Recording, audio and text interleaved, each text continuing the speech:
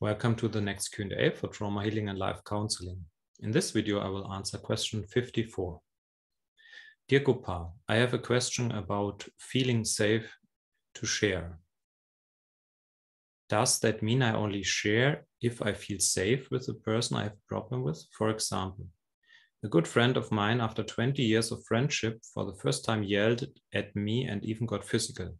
A day later, she kind of apologized, but blamed me for the things she did. In her perception, I pushed her first, which is, from my point of perception, absolutely not possible. So we have a complete different perception of the same situation.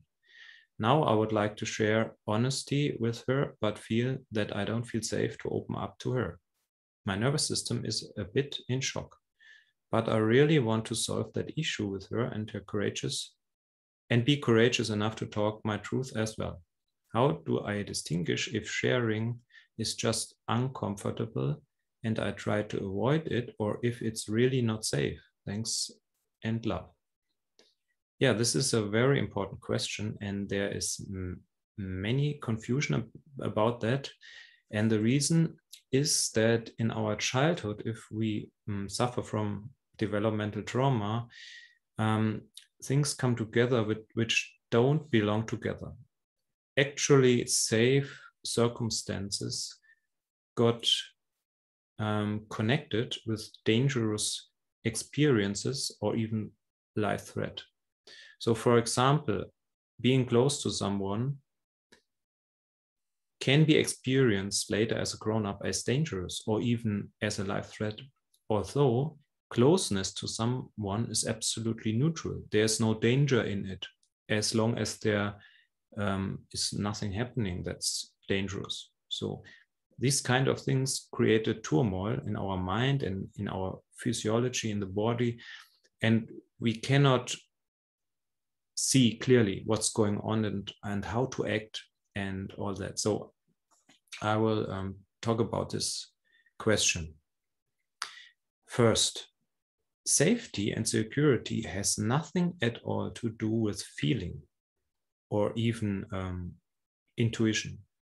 This is what many people with developmental trauma tell me. They tell me it doesn't feel safe, or I feel that this person is dangerous, or my intuition tells me that I have to be very careful here. So this is not the level of safety and security. I don't say that subtle perceptions or intuition is possible, but as long as we have not completed our transformation, these kind of subtle perceptions and feelings are almost always wrong, because they come from projections, not from the reality. You can only rely on your feelings of your intuition if you have no projections anymore, and that means if your developmental trauma has been transformed.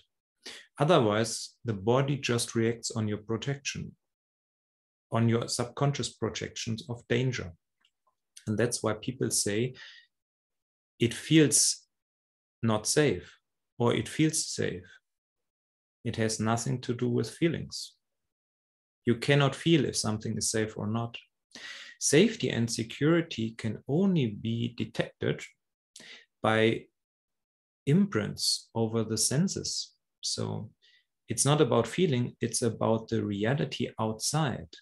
And you cannot directly experience the reality outside by feelings or by intuition.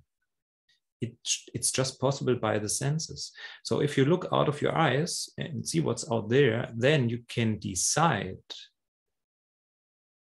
by the imprints, by the visual imprints you get, if the environment is safe or not. For example, if I'm in a house and it's burning, then I see it and smell it, and it's obvious that it's very dangerous.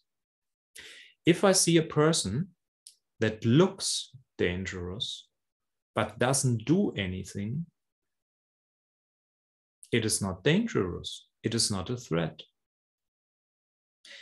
Danger has only to do with actions on the outside that are a threat to the physical survival of my body.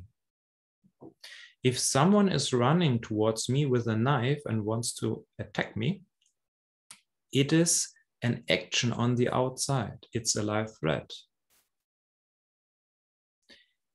If I see someone who has a very ugly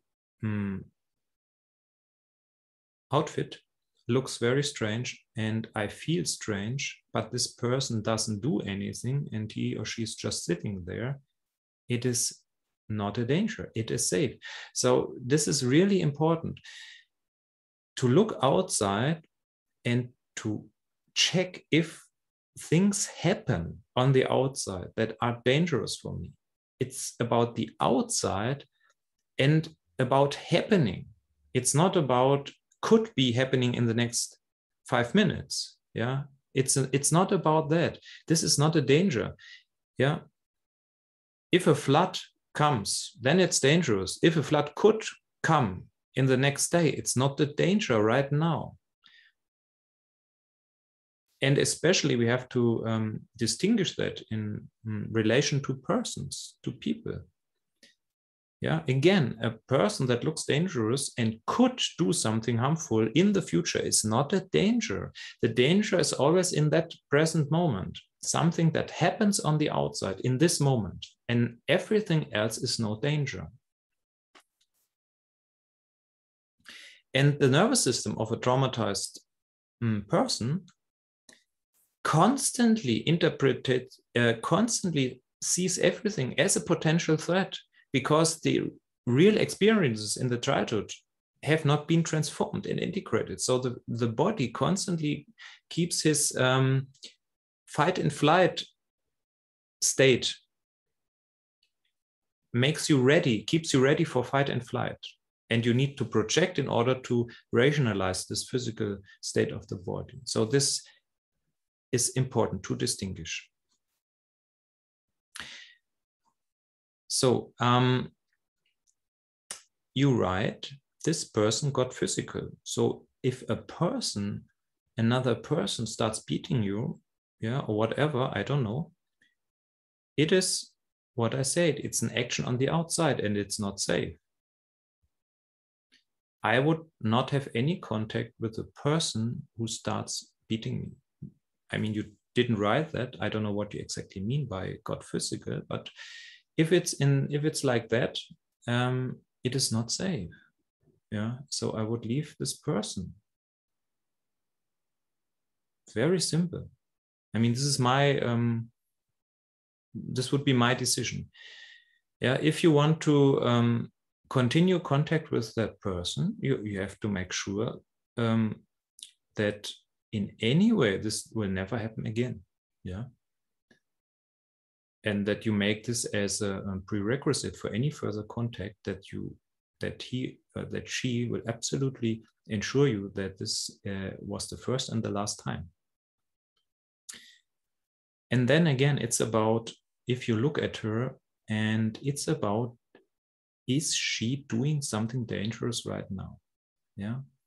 And as long as you just feel not safe with her, you can share it. And then you see if she responds, if she also does the honest sharing.